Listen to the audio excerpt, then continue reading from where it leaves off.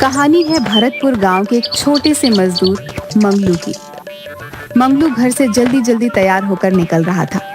तभी पीछे से उसकी पत्नी शीला ने चिल्लाकर आवाज लगाते हुए कहा, अरे कहाँ चले गए तुम? तुम्हें तो काम से निकाल दिया था ना। हे भगवान, मेरी तो किस्मत ही फूट गई जो तुझ गरीब मजदूर से ब्याह किया।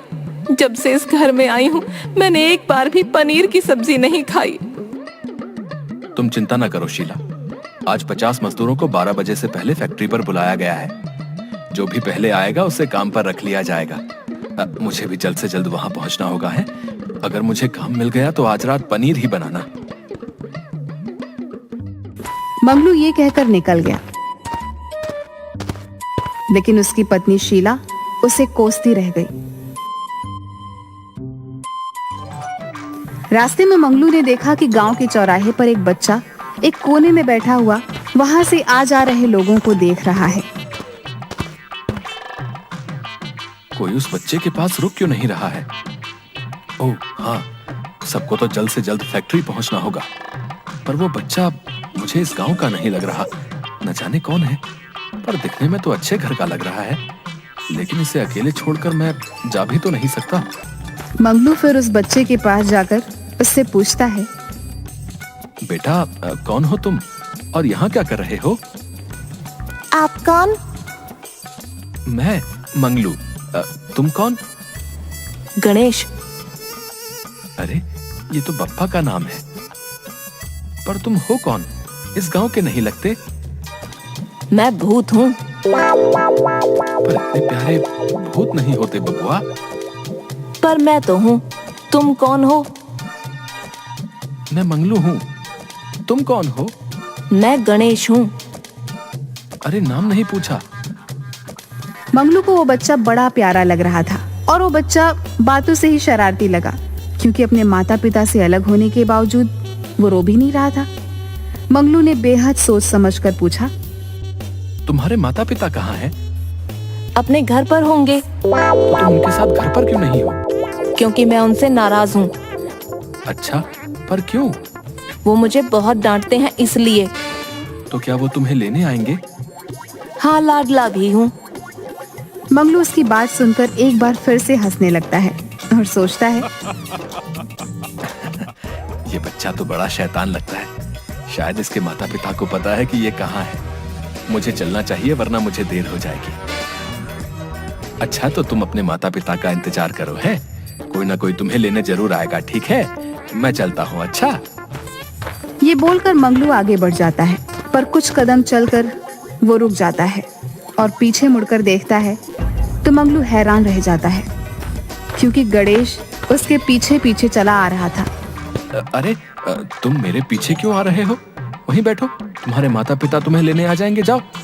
नहीं, मैं तुम्हारे साथ ही जाऊंगा। अरे बिटुआ, मुझे फैक्ट्री जल्दी पहुंचना है और तुम्हारा वहां कोई काम नहीं है।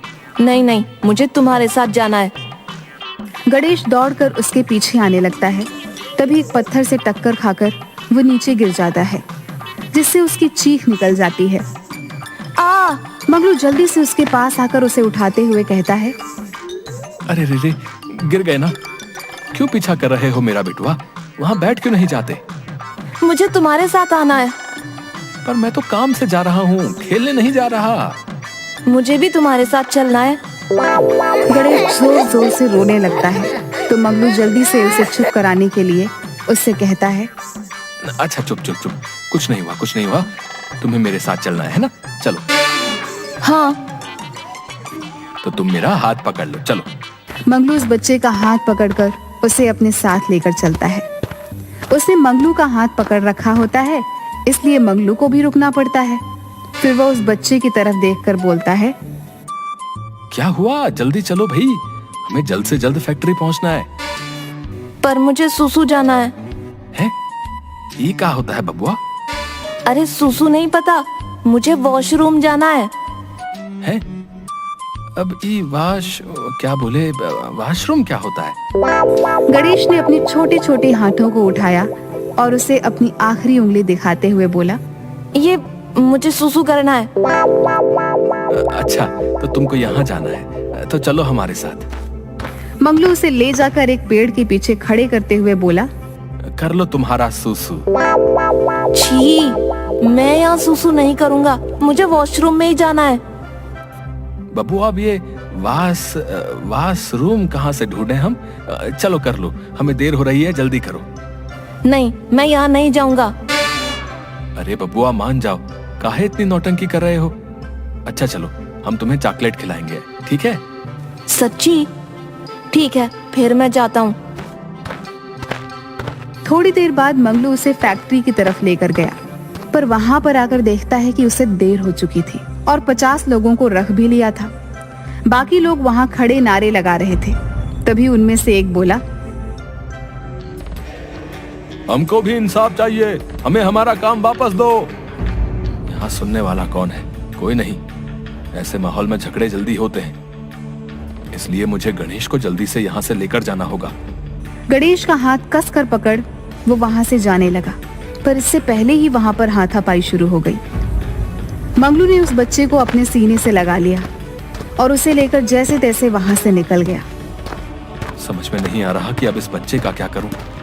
मैं इस बच्चे को अकेले नहीं छोड़ना चाहता, पर अब इस बच्चे के साथ मुसीबत तो बढ़ती ही जा रही है। इस बच्चे की वजह से मैं देर से पहुंचा, और अब अगर इसे कुछ हो गया तो इल्जाम मुझ पर ही आ जाएगा। उसने गणेश को एक जगह पर बैठाया और पूछा, भूख लगी है? हाँ। तुम यहीं बैठो, मैं तुम्हारे लिए कुछ खाने को लेकर आता हूँ। हाँ। मंगलू उसे एक जगह बैठाकर वहां से चला गया। उसने एक दुकान पर जाकर कुछ खाने का सामान लिया और वापस गणेश के पास आकर बोला, तुम ये खाओ, मैं अभी आया। अच्छा। गणेश खाने लगा और मंगलू ने प्यार से उसके सर पर हाथ फेरा और वहां से चला गया। वो चलते चलते काफी दूर तक चला आता है। अरे, मैं एक मासूम बच्चे को अकेले छोड़ आया। भला फैक्ट्री में चल रहे झगड़ों में उसका क्या कसूर? वो तो खुद माँ बाप से बिछड़ा हुआ है बेचारा। और वो पीछे की ओर भागता है। वो वहां पर आकर देखता है तो 2-3 आदमी उस बच्चे के पास थे। उसे संदेह हुआ कि कहीं वो उसे किडनैप न कर लें। मंगलू भागकर उस बच्चे के पास आया। बिटवा, तुम ठीक तो हो? मुझे आने में देर हो गई। इन लोगों ने तुम्हें परेशान तो नहीं किया? मंगलू को देखकर गणेश रोते हुए उससे लिपट गया और हकलाते हुए कहता है, तुम कहाँ थे? ये गंदे लोग मुझे परेशान कर रहे थे। मुझे डर लग रहा था। चुप चुप चुप चुप हो जा बिटवा। अब हम तुझे छोड़कर कहीं नहीं जाएंगे। पक्का ना? नहीं जाओगे ना? हाँ बिटवा, हम तुम्हारे साथ ही रहेंगे। अब शांत हो जाओ, चलो। मंगलू उन आदमियों को देखता है जो उसे किडनैप करने आए थे, पर अब वे सारे उल्टे पांव भागने लगे। थोड़ी देर बाद मंगलू गणेश का हाथ पकड़ लेता है और उसे लेकर पैदल ही चलने लगता है। पता नहीं कौन है, पर अकेले नहीं छोड़ूंगा अब, जब तक इसे इसके माँ बाप के हवाले नहीं कर देता। वो उसे लेकर जा रहा होता है कि एक आदमी उसकी तरफ भाग कर आते हुए कहता है, अरे मंगलू, ये बच्चा तेरे साथ कौन है भाई? अरे रुक जा, सांस लेने दे गुड्डू। मैं नहीं जानता ये बच्चा कौन है, ये बस मुझे रास्ते में अकेला मिल गया। अरे अभी अभी सुनकर आ रहा हूँ, फैक्ट्री के मालिक का बेटा यहाँ आते ही खो गया। कहीं ये वही तो नहीं? पता नहीं, चल पूछते हैं।